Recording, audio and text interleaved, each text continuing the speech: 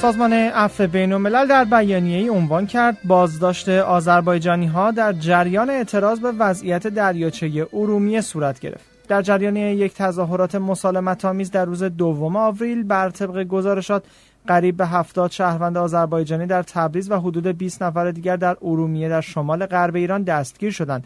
تظاهر کنندگان درخواست می‌کردند که دریاچه ارومیه که به دلیل سدسازی در خطر خشک شدن قرار دارد نجات داده شود.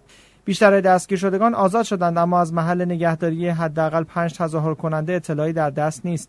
تظاهرات در شهرهای تبریز، ارومیه و بنا به گزارشات در شهرهای دیگری که آذربایجانی‌های ایران زندگی می‌کنند صورت گرفته و طی آن از مقامات ایرانی درخواست شده که سدهای رودخانه‌های منتهی به دریاچه ارومیه که در خطر خشک شدن میباشد باز شود. مشابه تظاهرات گذشته شرکت کنندگان با خود بطری‌های آب به همراه آورده و آنها را در رودخانه‌های منتهی به دریاچه و یا خود دریاچه ریختند.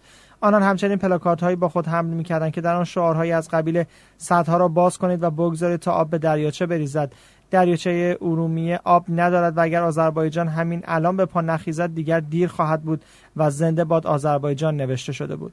در تظاهراتی که در تبریز در نزدیکی تلخرود آجیچی صورت گرفت، پلیس لباس شخصی و نیروهای مسلح قریب 70 نفر را دستگیر و خیلی ها را مصدوم کردند.